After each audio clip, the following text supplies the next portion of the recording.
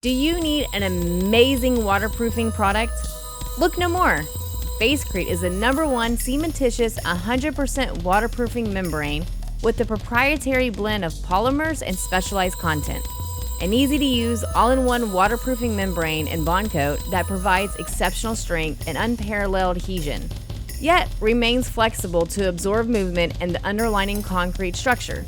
With its range of application, Basecrete is the ideal solution to protect or repair any concrete structure. For use in swimming pools, roofs, terraces, foundations, cellars, deck, etc. It adheres directly to the substrate. No primer, no bond coat. How easy is that? Hey peeps, good morning, good afternoon, good evening. It's Heather on Hump Days with Heather on the Talking Pools podcast. My voice is still rasp. Get over it. You'll hear it on a few episodes. So on this episode, I want to talk about how to deal with very good working relationships with your client and how to fire them for the ones that you don't want to deal with anymore, right?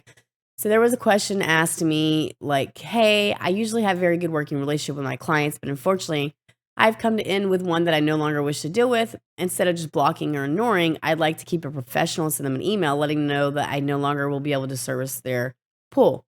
How do I handle this? What do you suggest? Very good. And props to you, like, for taking the initiative to fire a client. So many people in our industry think that it's a one-way street. Like, we can only get fired. Fuck no, it's not. You can fire a client quicker than anybody. It doesn't matter. I can't stress this enough. Clients hire you, but you also interview the clients. It is not always a good fit, and that is okay. And sometimes you don't know it until you start to work because people change over time.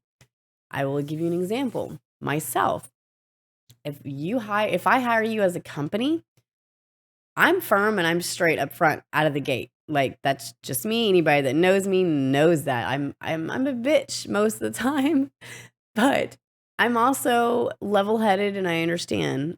And at the same time, if I hire you and I have expectations set like way up here and you're way down here, I'm going to have a conversation with you. Hey, when I hired you, I set expectations up here and you're well below where the hell I expect you to be. What's going on? I'm going to give you an opportunity to rectify the situation. If you don't rectify the situation, I'm going to come across like a total bitch and I'm going to like blow you up, fire you, blah, blah, blah, right? Because we have that expectations. Clients are the same way. And sometimes when they start having that, and if it's your fault because them being a Karen, then shame on you. You need to rectify the situation. But if they're being a Karen for no fucking reason, then that's a whole different story. Because when you have people that just start doing that, you're going to lose business because everybody talks more about the bad than they do the good, right? All of our clients, for the most part, I think I have a good mixture. My clients talk very highly of all of my people, but they also talk bad when we fuck up. But when we fuck up, we fix it. But still, I don't like doing that. But I have fired plenty of people. So my advice is if you can't find a common ground and you just don't mix well, I guess, so to say, like personalities are very bad. Very simple, just to say, hey, Mr. or Mrs. Homeowner, I really appreciate taking the time to find me and hire me. However, I have decided not to service your pool anymore. Right? Very simple. You don't need an explanation. I mean, you don't need to describe why you chose not to service their pool. But before you send that letter out, make sure they don't owe you money because 98% of the time, once you send that letter out, they're not going to pay you whatever they owe you. Keep that in mind because that's a huge chunk. And if they do owe you money and that's why you're firing them, then that's a different discussion. That's where you need to get them with theft of services or liens, depending on what the cost is. Most of the time, I'll just go and file theft of service. Like I don't have time for court. I don't have time to deal with the lien process because that takes so much time to deal with. So I'll just go to the court and file theft of service because that is a legit misdemeanor to a felony charge. And when they get that on their background over not paying a bill, trust me, you're going to get a phone call. So, with that being said, no explanation is needed. Just Mr. and Mrs. Homeowner, I've just decided not to continue service. If you feel the need to explain yourself, stop because there's no need. Oversharing sometimes is too much. I am very bad about that. I will tell you, like if I screw up, hubby's had to stop me several times. Heather, shut the fuck up and let's just fix it. Stop explaining how you fucked up and just fix it, right? So, like one of the remodels, what did I do? So, well, I know what I did, but okay, we plastered the wrong fucking color. Hands down, I'm not gonna lie. So what happened was I got the two clients' names mixed because they were very close. Like one was Robin and one was Robinson. So with that being said, my contracts, I wasn't paying attention and I swapped the two.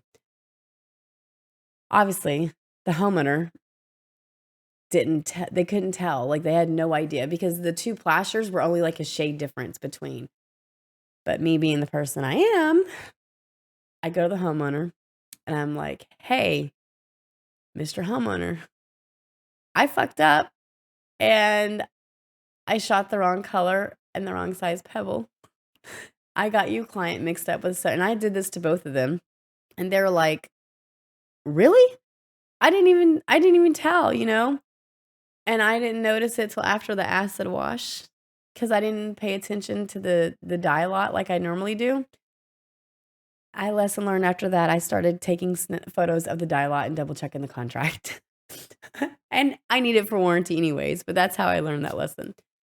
So the clients, thankfully, they both loved the colors. So I knocked money off both of them for my fuck ups, but they were both happy in the long run. And after this process, then they started becoming total assholes. But I had my ass covered because I had them sign off on a change order.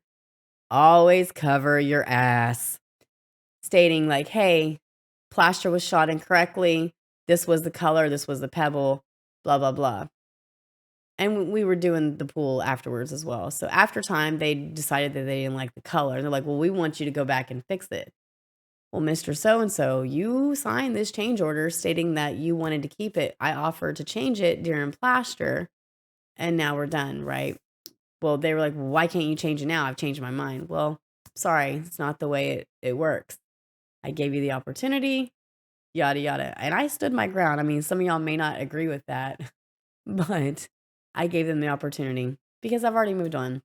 And the other one decided to keep it as well, so that was fine because I've already given them a discount. Like I gave them a hefty discount. It wasn't like a $500 discount. I think I knocked like $1,500 to $2,000 off um, to do my fuck up, right? So I'm like, okay, well, if we do this, you're gonna have to pay. Well, they didn't want to pay, so I'm like, well, you got to give me my $2,000 back that I discounted to cover the plaster. You know what I mean? They're like, well, that's just my headache coverage, blah blah blah. I'm like, no, it's not how it works. So I just had my office write them a letter stating that, hey, we just decided not to service your pool anymore. Thank you so much. Have a nice day. Done. No issues. Like we didn't hear from them again. Well, they emailed back. We're like, why? That's just bullshit. Da da da. But outside of that, we didn't really hear from them at all. But sometimes less is more because it leads into, like I just explained with the story, it leads into issues.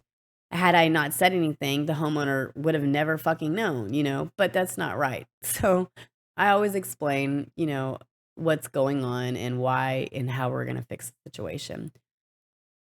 So hopefully that helps you. And sorry, hopefully that helps you. And just understand that don't take no for an answer and just be done. Be done. All right. Well, have a wonderful weekend or a day or a week, whatever time you're listening to this. All right. Bye, guys.